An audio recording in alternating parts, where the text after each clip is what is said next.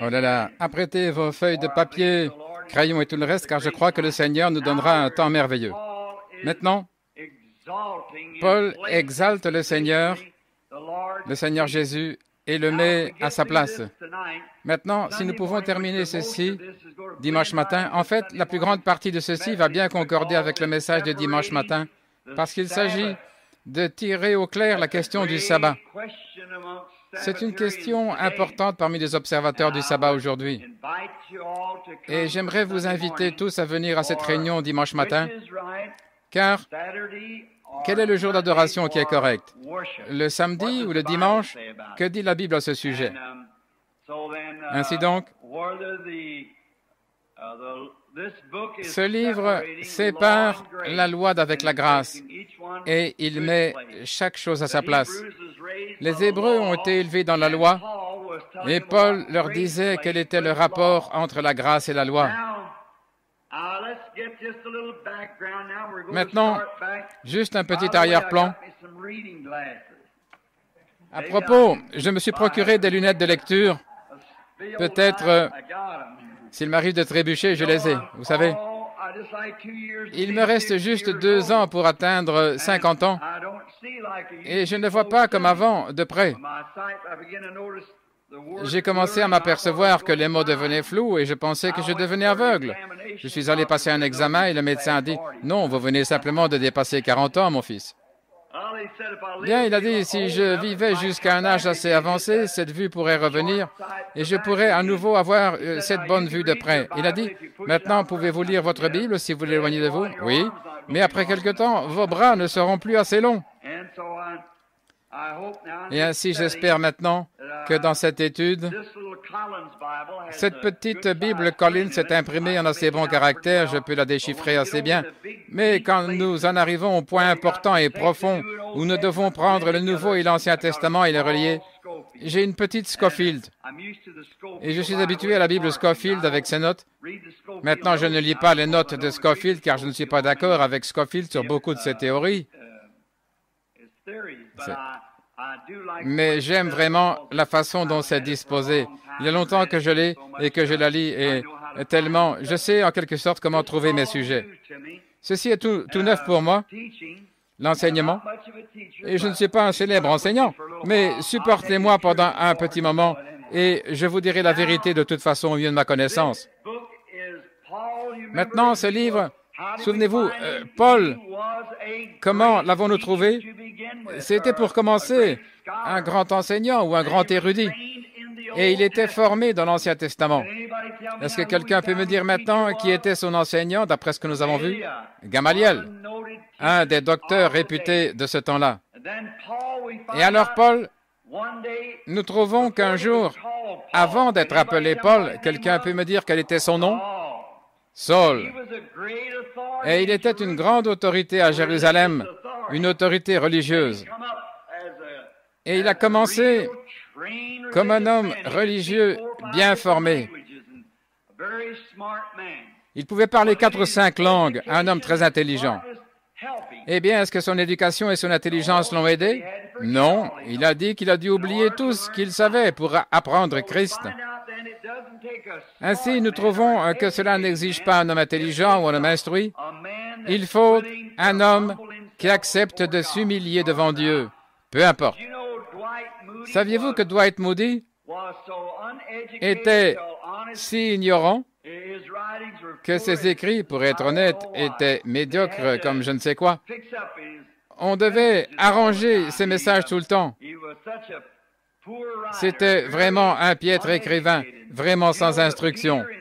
Savez-vous que Pierre et Jean de la Bible étaient si illettrés qu'ils ne pouvaient même pas écrire leur propre nom et ils ne l'auraient même pas reconnu s'il était écrit sous leurs yeux. L'apôtre Pierre, qui avait les clés du royaume, n'aurait pas reconnu son nom s'il était écrit sous ses yeux. Pensez-y. La Bible dit qu'il était ignorant et sans instruction. Alors, ça me donne une occasion. Et ça continue de voir que Dieu puisse faire cela à un homme. Et nous découvrons qu'aussitôt que Paul eut cette grande expérience, j'aimerais vous poser une question. Est-ce que venir à Christ est une expérience? Est-ce que tout le monde a une expérience? Oui, monsieur. Oui, c'est une naissance, c'est une expérience. Ainsi, il n'y a pas longtemps, nous étions dans un collège luthérien et j'ai eu le privilège cet après-midi-là. J'étais en retard, j'étais censé être là à midi pour dîner avec Tom Hare. Combien ont déjà entendu parler de lui? Cet Irlandais qui est un célèbre combattant dans la prière. Et il a été avec ce frère Epp à son programme.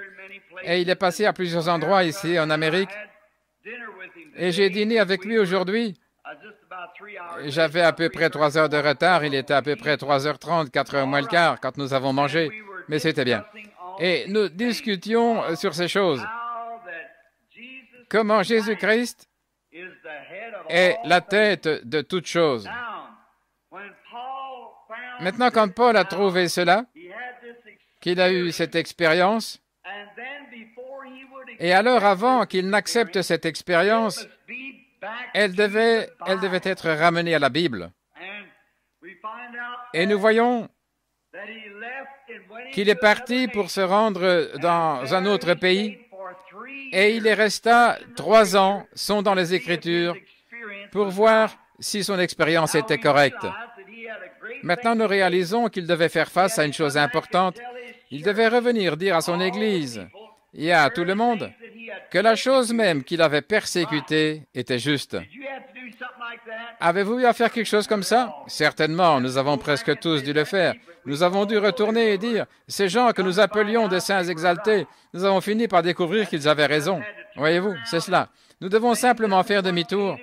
Et les choses que nous avons autrefois haïes, nous les aimons maintenant. C'est une conversion, une chose étrange, bizarre.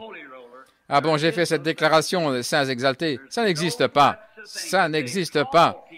Mais ils appellent les gens comme ça, les gens de la sainteté. Mais il n'y a pas de holy roller, des saints exaltés. Ça n'existe pas. Il n'y a aucune mention d'une quelconque église qui ait jamais été enregistrée sous ce nom-là. Pour autant que je puisse voir parmi les quelques 960 dénominations, il n'y a aucune dénomination qui s'appelle les saints exaltés. C'est tout simplement un nom que le diable a collé à l'Église. Mais à cette époque-là, on les appelait... Combien savent comment on les appelait du temps de Paul? Des hérétiques. Vous savez ce que ça veut dire, hérétique? Fous. Ce sont des fous. Ainsi, j'aime autant me faire appeler un saint exalté qu'un hérétique, pas vous? Aussi, s'ils étaient appelés ainsi et qu'ils se réjouissaient, et que dit Jésus que nous devions faire à propos de cela? Il a dit, « Réjouissez-vous et soyez dans l'allégresse, parce que votre récompense sera grande dans les cieux, car c'est ainsi qu'on a persécuté les prophètes avant vous.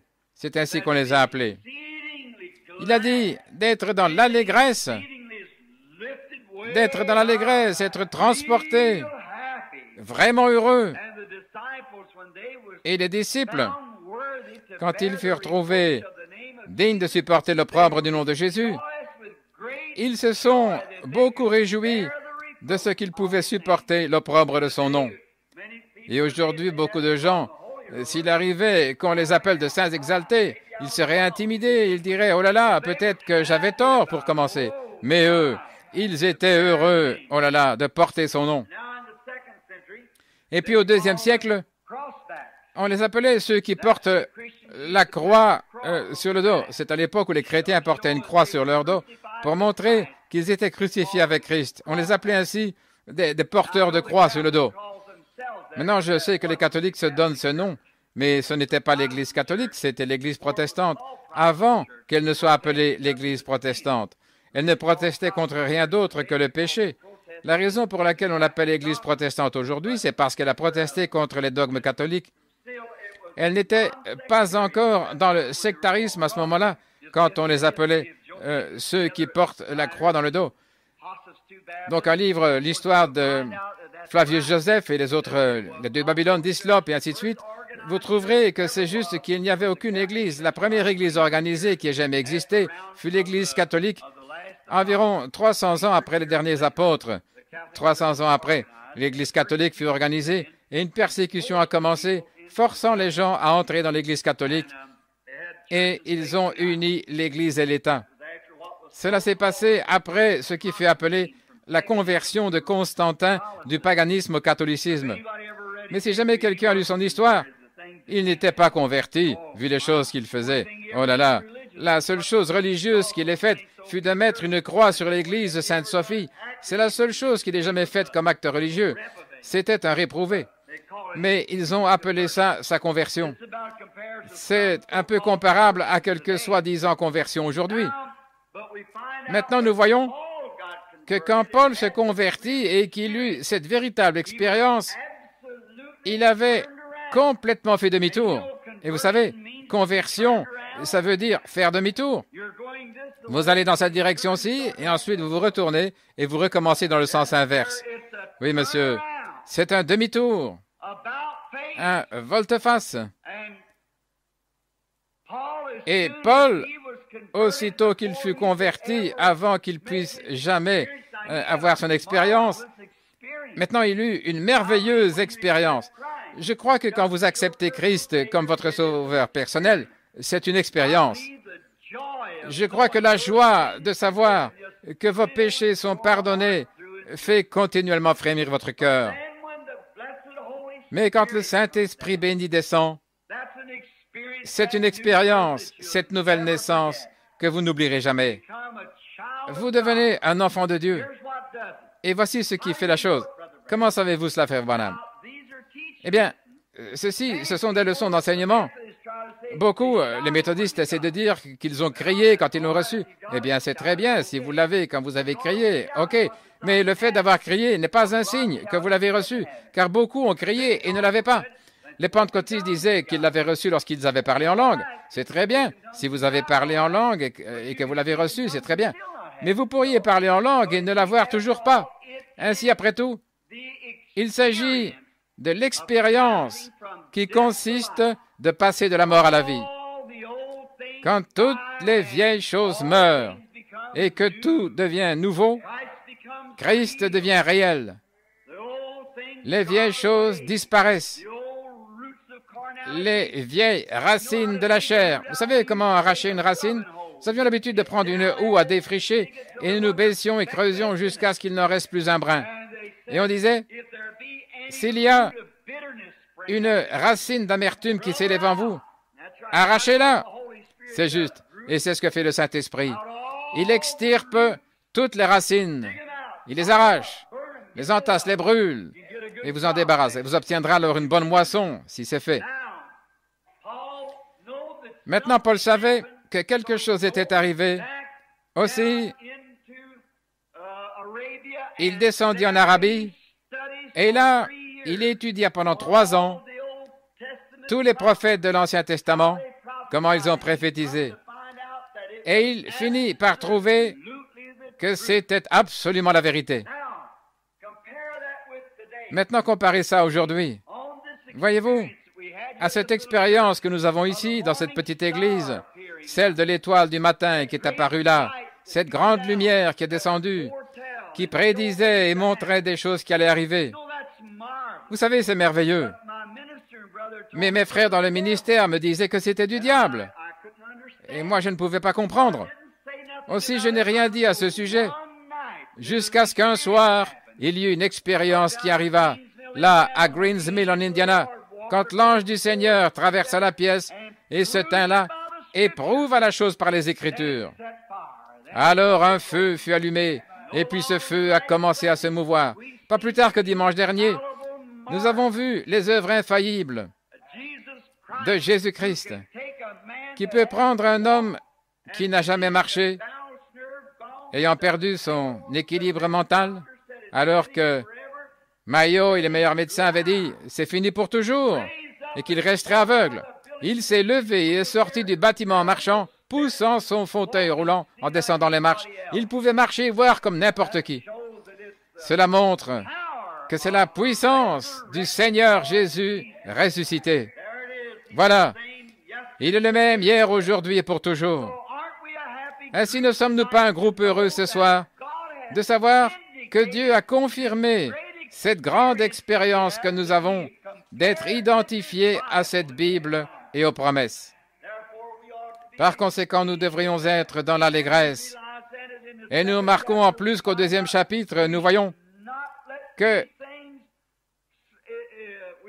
nous ne devrions pas laisser ces choses, nous ne devrions pas les négliger, mais nous devrions tenir fermement à ces choses. Et comment échapperons-nous si nous négligeons un si grand salut? Que ferons-nous en présence de la parole de Dieu quand nous nous tiendrons à la barre du jugement? Vous ne pourrez pas dire « je n'ai jamais appris quoi que ce soit ». Oh si, vous l'avez appris. Eh bien, maintenant, Frère Branham pouvait s'être trompé, c'est vrai, mais Dieu ne se trompe pas. Sa parole ne se trompe pas. Et pensez-y, la même chose. La Bible qui autrefois a vécu dans les apôtres vit encore. Oh, béni soit le nom du Seigneur.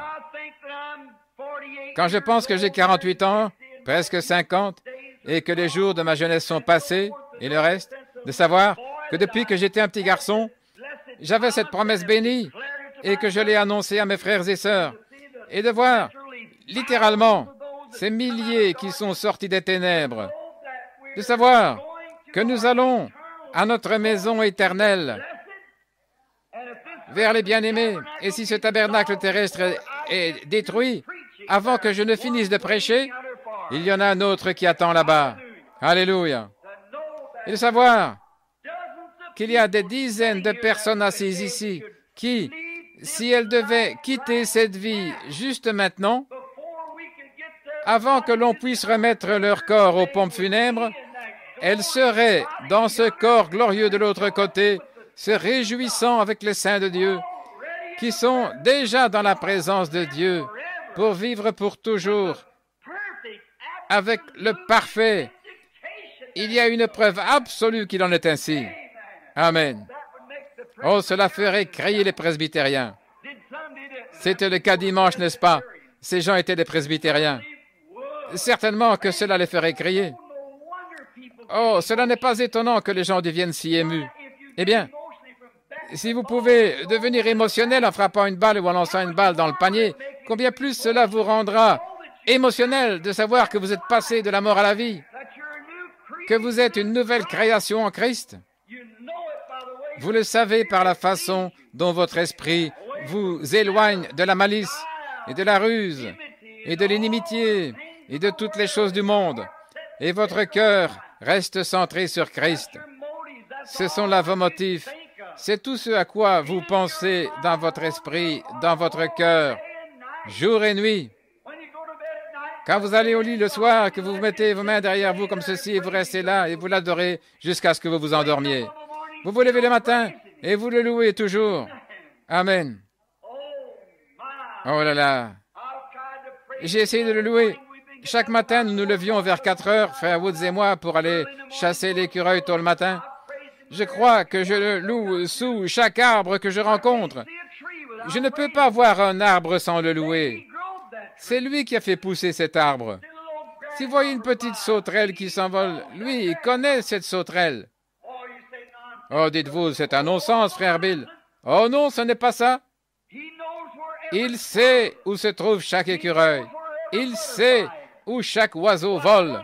Eh bien, une fois, il avait besoin de l'argent. Il a dit, « Pierre, il y a un poisson qui a avalé une pièce. Juste ce qu'il nous faut. Va, jette ton hameçon.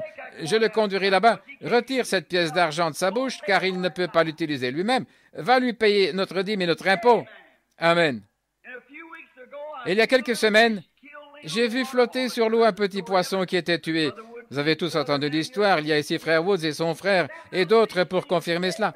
Et ce petit poisson gisait mort pendant une demi-heure sur l'eau, les entrailles sorties par sa bouche. Et le glorieux Saint-Esprit est descendu après qu'il lui a annoncé la veille. Vous allez voir la résurrection d'un petit animal.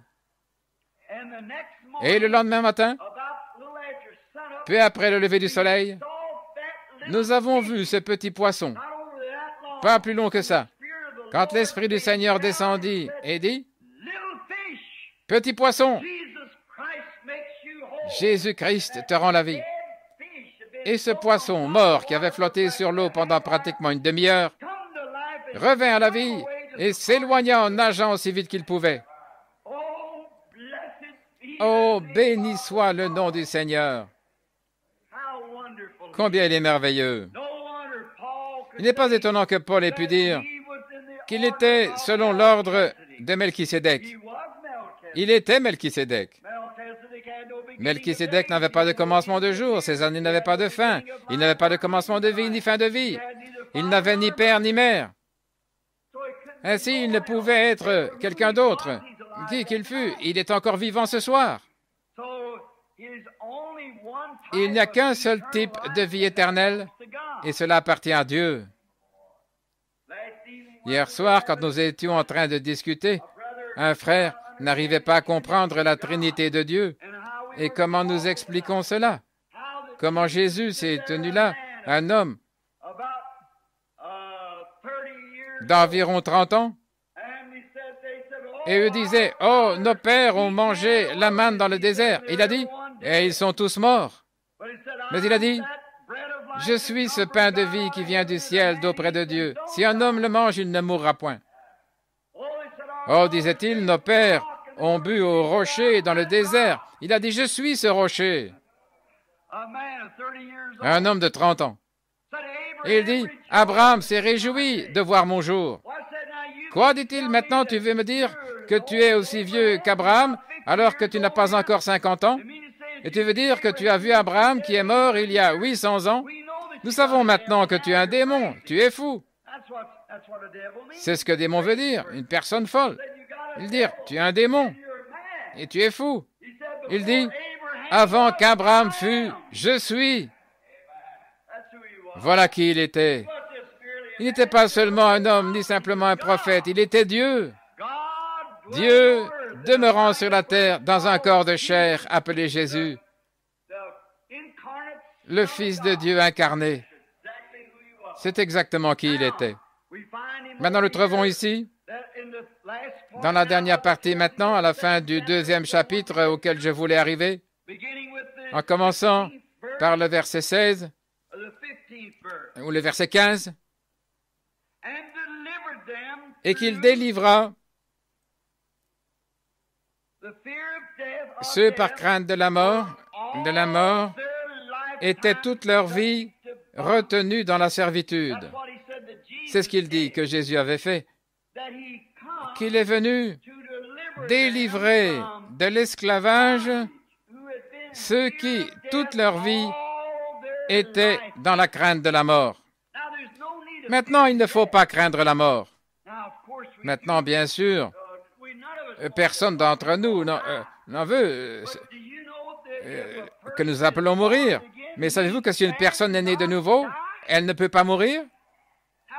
Comment pourrait-elle avoir la vie éternelle et après mourir? C'est impossible. La seule chose que la mort, le mot « mort » signifie séparation. Maintenant, elle quittera et nous ne la verrons plus. Mais elle est toujours dans la présence de Dieu. Et le sera toujours. Ainsi, la mort n'est pas une chose difficile. La mort est une chose glorieuse. La mort est ce qui nous conduit dans la présence de Dieu. Mais maintenant, évidemment, nous, en tant qu'humains, nous marchons dans ces éléments sombres ici. Nous ne comprenons pas comme nous le devrions. Et évidemment, quand les affres souffrantes de la mort arrivent, cela fait peur et fait reculer les plus saints d'entre nous. Cela fait dire au Fils de Dieu, cette coupe peut-elle être ôtée? C'est une chose horrible, ne me comprenez pas mal, parce que c'est le salaire du péché, la mort, et ça doit être horrible. Mais si seulement nous pouvions regarder au-delà du rideau, voilà où cela s'est éloigné. Béni soit le Seigneur. Juste au-delà du rideau. Voilà où l'homme désire regarder ce soir. La petite Anna May Snelling et les autres avaient l'habitude de chanter ce cantique. « Seigneur, laisse-moi regarder au-delà du rideau du temps. » Tout le monde veut voir ça. Maintenant, nous voici au verset 16. « Car assurément, il n'a pas revêtu sur lui la nature des anges, mais il a revêtu la nature de la semence d'Abraham. » Oh, nous voulons de nouveau nous accrocher à cela. Nous allons arriver là, car la première partie de ce chapitre 3, la dernière partie du chapitre rejoint le sujet de dimanche prochain qui portera sur le jour du sabbat. Maintenant, regardez. Il n'a pas revêtu la nature des anges. Maintenant, qui est-ce? Il, c'est Christ. Qui est Christ? Dieu. Le Logos de Dieu. Maintenant, laissez-moi expliquer cela une fois de plus afin que vous en soyez sûrs. Dieu n'est pas trois dieux. La Trinité de Dieu est une seule. Père, Fils, Saint-Esprit ne signifie pas qu'il y a trois dieux différents. Si c'était le cas, nous serions des païens. C'est la raison pour laquelle les Juifs ne peuvent pas comprendre. Cela n'a jamais été enseigné dans la Bible. Maintenant, on enseigne ça dans l'Église catholique, assurément. Voilà d'où vient le baptême trinitaire. En Afrique, on vous baptise 3 fois le visage en avant, une fois pour Dieu le Père, une fois pour Dieu le Fils, une fois pour Dieu le Saint-Esprit. Bon, ça, c'est une erreur. Pareils enseignements n'existent pas dans la Bible. Et maintenant, c'est ce qu'ils enseignaient, et c'est passé par Luther, de Luther à Wesley, et ainsi de suite, à travers les âges, au fur et à mesure qu'ils passaient. Mais cela n'a jamais été un enseignement biblique. Ça a toujours été une erreur depuis le commencement. Ainsi, Dieu était au commencement, avant qu'il y ait la lumière, avant qu'il y ait un atome, avant qu'il y ait une étoile, avant qu'il y ait eu quelque chose de visible, Dieu remplissait tout l'espace. Et là-dedans, il n'y avait rien d'autre que la pureté, un amour pur, une sainteté pure, une justice pure. C'était l'Esprit. Il couvrait tout l'espace de l'éternité. Eh bien, nous ne pouvons pas sonder cela. Cela dépasse tout ce que nous pouvons imaginer. C'est comme si à travers ce verre, nous pouvions voir 100 et quelques millions d'années-lumière dans l'espace. Pensez-y. Un espace de 100 millions d'années-lumière. Et la lumière circule à environ 300 000 km par seconde. Et un espace de 100 millions d'années-lumière, pensez donc combien de millions de kilomètres cela ferait. Vous ne pourriez même pas les énumérer. Vous pourriez simplement prendre une rangée de chiffres 9 et entourer Jeffersonville. Et de ces 9, vous n'arriviez pas encore à le décomposer en kilomètres. Pensez-y. Et au-delà de ça, il y a encore des étoiles et des planètes. Et Dieu existait avant qu'il y en ait une seule d'entre elles. Il existait. Et maintenant, le Logos qui est sorti de Dieu, c'était le Logos. Tout cela a commencé à prendre une forme corporelle. Et cette forme corporelle fut appelée dans l'enseignement des théologiens Logos. Le Logos qui sortit de Dieu. En d'autres termes, un meilleur mot pour ça, c'est ce que nous appelons une théophanie. Une théophanie, c'est un corps humain qui est glorifié. Pas exactement avec de la chair et du sang, comme il en sera dans son état glorifié, mais elle a la forme d'un corps humain qui ne mange ni ne boit pas, mais c'est un corps qui nous attend aussitôt que nous aurons quitté celui-ci. Maintenant là, nous entrons dans ce corps, et c'est ce genre de corps-là que Dieu avait. Car il a dit, « Faisons l'homme à notre propre image et à notre ressemblance. » Maintenant, quand l'homme était dans cette forme de corps, il avait le contrôle sur tous les poissons et les oiseaux et sur les bêtes des champs. Et à ce moment-là, il n'y avait pas d'homme pour cultiver le sol. Genèse 2. Il avait créé l'homme mâle et femelle, mais il n'y avait point d'homme pour cultiver le sol. Alors Dieu fit l'homme de la poussière de la terre. Il lui donna une main comme celle d'un chimpanzé et un pied comme celui d'un ours. Il le créa à l'image, et ce corps terrestre est à l'image de la vie animale. Et il est formé de la même espèce de matière.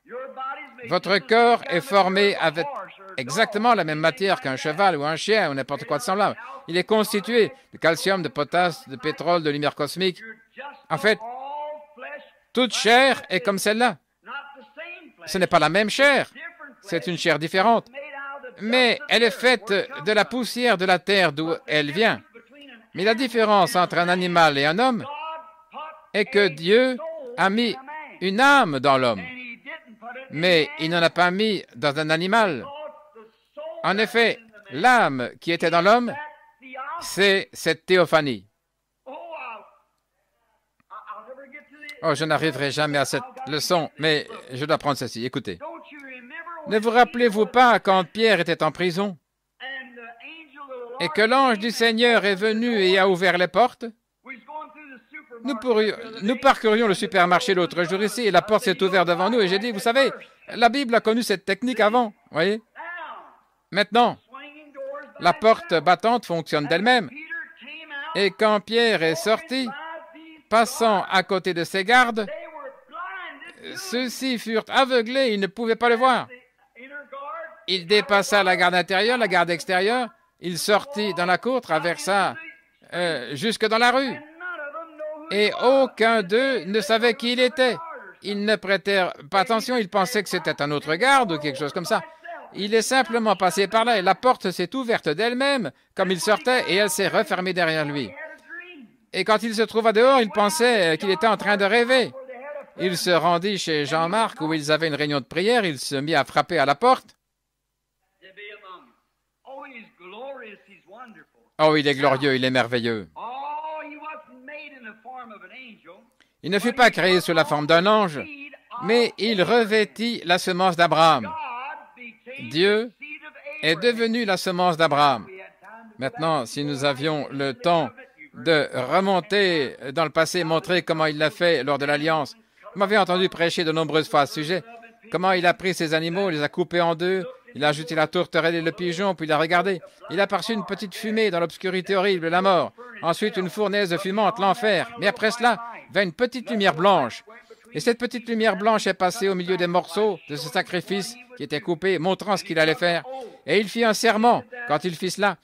Et il écrivit une alliance, montrant ce qu'il allait faire. Et lui, Jésus-Christ, est venu sur la terre, Dieu Emmanuel, Dieu dans la chair, et au calvaire, il a été déchiré. Et son esprit est revenu sur l'Église. Et son corps fut élevé et s'est assis sur le trône de Dieu. Le trône de Dieu, celui qui est sur le trône est le juge. Nous savons cela. Eh bien, où est le jugement? Le Père, il ne juge personne, mais le Père a remis tout jugement au Fils. Ainsi, et sa vie est le souverain sacrificateur placé là, dans son propre corps comme sacrifice, pour plaider pour notre confession. Amen. Oh, frère, cela met quelque chose en vous. Remarquez,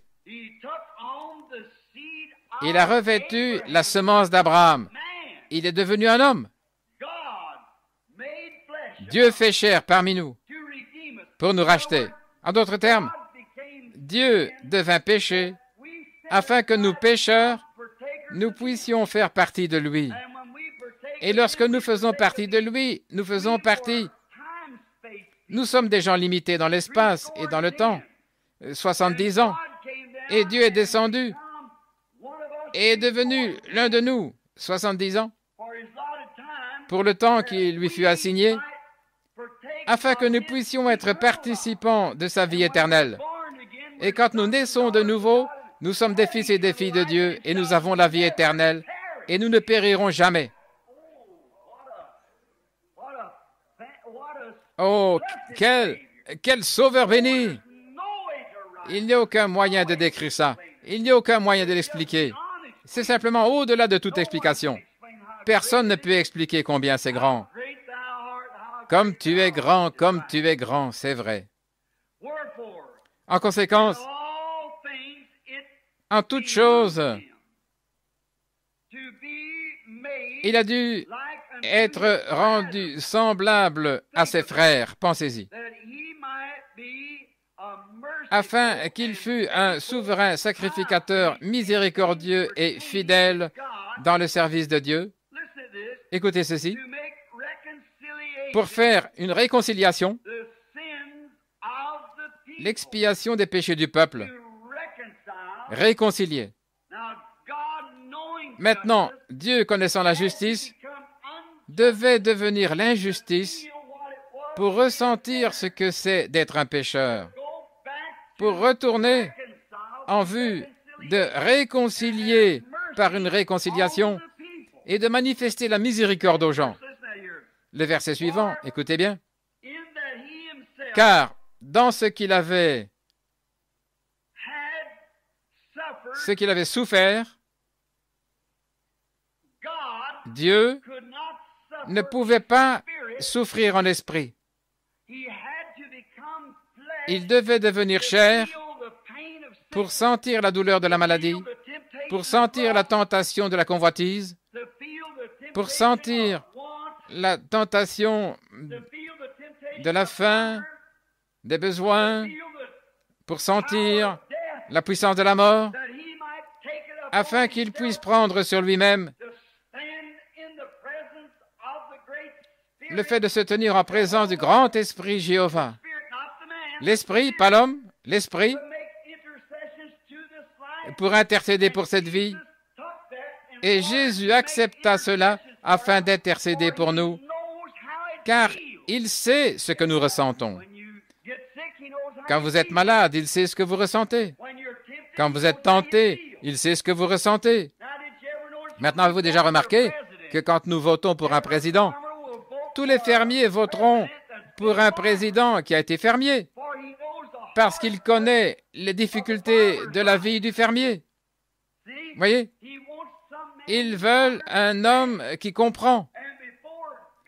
Et avant que Dieu puisse comprendre, lui étant cette grande sainteté, comme il pouvait comprendre l'homme après l'avoir condamné par sa sainteté, il condamna l'homme. Et la seule façon pour lui de savoir comment justifier l'homme était de devenir un homme. Et Dieu couvrit de son ombre la Vierge, et elle engendra un corps, pas de sang juif, pas de sang des nations, des gentils, mais son propre sang. Le sang créé par Dieu. Pas de sexe du tout là-dedans, pas de désir sexuel. Et cette cellule sanguine, créée dans le sein de cette femme, engendra le Fils. Et quand il fut baptisé par Jean-Baptiste, Jean a dit, « Je rends témoignage que je vois l'Esprit de Dieu comme une colombe qui descend et qui s'arrête sur lui. » Ce n'est pas étonnant que Jésus ait pu dire, « Tout pouvoir m'a été donné dans le ciel et sur la terre. » Dieu et l'homme étaient devenus un. Le ciel et la terre se sont embrassés. Et il était celui qui pouvait faire l'expiation, la réconciliation pour nos péchés. C'est pour cette raison qu'en son nom, il y a des guérisons. Il connaît vos souffrances. Avez-vous déjà entendu ce cantique?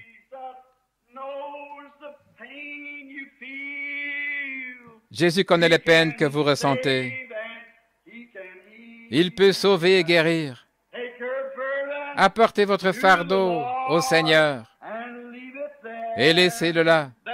C'est vrai. Il le connaît. Quand notre corps est torturé par la douleur et que nous ne pouvons pas recouvrer la santé, rappelez-vous simplement que Dieu dans les cieux répond à la prière. Jésus connaît les peines que vous ressentez. Il peut sauver et guérir. Apportez seulement votre fardeau, Seigneur, et laissez-le là. Voilà, c'est ce qu'il demande. Laissez-le là, simplement. Pourquoi? Il est le souverain sacrificateur qui se tient ici et il sait ce que vous ressentez. Et il sait comment vous réconcilier, vous ramener à la grâce et comment vous redonner votre santé. Il connaît tout ça. Il a souffert. Si vous n'avez pas d'endroit où reposer la tête, lui a connu la même chose. Si vous n'avez qu'un vêtement de rechange, lui aussi a connu la même chose. Si on se moque de vous, persécuté, lui aussi a connu la même chose. Maintenant, écoutez le dernier verset. Très bien. Il est capable de secourir ceux qui sont tentés. Autrement dit, il est capable de les mettre en sécurité, de les aider, de sympathiser avec eux, avec leurs souffrances, parce que Dieu lui-même devint homme pour ressentir cela. Rappelez-vous, l'autre soir, nous avons enseigné là-dessus. Comment la mort avait en elle un aiguillon, une épouvante en elle, tous les jours de leur vie. Ils étaient dans l'esclavage de la mort. Et puis Jésus est venu afin d'ôter cet aiguillon de la mort. Et lorsqu'il gravissait la colline, vous rappelez-vous comment nous avons illustré ça? Ces petites taches rouges sur son manteau qui, après un temps, sont toutes devenues une grande tache de sang qui tombait sur lui. Avec son petit corps frêle, il ne pouvait pas aller plus loin et il est tombé. Simon de Cyrène, un homme de couleur, l'aida à porter la croix là-haut sur la colline. Et quand ils le clouèrent à la croix, il cria, il réclama de l'eau. N'importe quel homme qui saigne a besoin d'eau. Rappelez l'autre soir quand je prêchais sur la biche et le cerf, languissant après les courants d'eau, mon âme aussi soupire après toi, ô Dieu. Si la biche est blessée et qu'elle est vivante, et si elle perd du sang, elle doit trouver de l'eau, sinon elle mourra. On m'a tiré dessus dans un champ quand j'avais 14 ans, et j'étais étendu là, et mes jambes là, comme un hamburger, étaient complètement déchiquetées à la suite d'un coup de fusil de chasse calibre 12, et je réclamais de l'eau. Oh, donnez-moi à boire! J'étais engourdi, mes lèvres étaient engourdies. Mon camarade courut vers un vieil étang qui était infesté de toutes sortes de petits vers, marécages, peu importe ce que c'était. Et il soutira de l'eau et en remplit sa casquette. Et je tenais ma bouche ouverte et il pressa la casquette comme ça dans ma bouche. Il me fallait de l'eau. Et il saignait. Il a dit, donnez-moi à boire. Et ils lui ont donné du vinaigre sur une éponge. Et il le repoussa. Il le refusa. Il était l'agneau de Dieu, mourant à notre place pour apporter la réconciliation à l'être humain. Qui était-ce? Le Dieu du ciel. Billy Sunday a dit une fois que dans chaque buisson étaient assis des anges qui disaient « Détache simplement la main et fais un signe du doigt et nous allons renverser la situation. » Et cette bande de fanatiques religieux et effrontés qu'on appelle grands et érudits instruits, ayant des doctorats en divinité, en philosophie, passent devant lui en disant « Maintenant, si tu es le Fils de Dieu, tu en as sauvé d'autres et tu ne peux te sauver toi-même. Descends de la croix et nous te croirons. » Il ne savait pas qu'il lui faisait un compliment.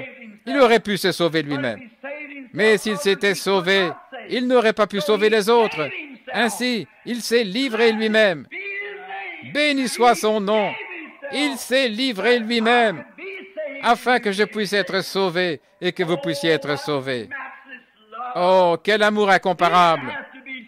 Il n'était pas censé tomber malade. Ce précieux corps né d'une vierge n'était pas censé tomber malade. Mais il devint malade afin de savoir comment intercéder en ma faveur quand je suis malade. Il n'était pas censé se fatiguer, mais il s'est fatigué. J'ai lu une fois une petite histoire à ce sujet. J'ignore si elle est authentique ou pas. Quand il ressuscita des morts, ce garçon de Naïn, il s'est assis sur un rocher et a gémi à cause des maux de tête, car il devait porter nos maladies.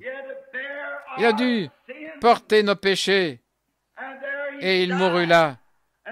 Et au calvaire, quand cette abeille, la mort, enfonça son aiguillon une fois pour toutes, tout le monde sait que quand une abeille enfonce son aiguillon, elle ne peut plus piquer. Quand l'abeille s'envole, ou n'importe quel insecte qui pique, et quand il enfonce son aiguillon, il le perd. Elle reste... C'est toujours une abeille, mais elle n'a plus d'aiguillon. La seule chose qu'elle peut faire, c'est bourdonner et faire beaucoup de bruit. C'est la seule chose que la mort peut faire pour un croyant, c'est faire beaucoup de bruit. Mais alléluia, béni soit le nom du Seigneur. Il a enfoncé cet aiguillon de la mort dans sa propre chair. C'est ce qu'a fait Emmanuel. Et il ressuscita le troisième jour et se débarrassa de l'aiguillon d'un mouvement. Il est immortel ce soir et son esprit est dans ce bâtiment et il prouve qu'il est vivant parmi nous. Voilà notre Messie. Voilà notre Sauveur béni.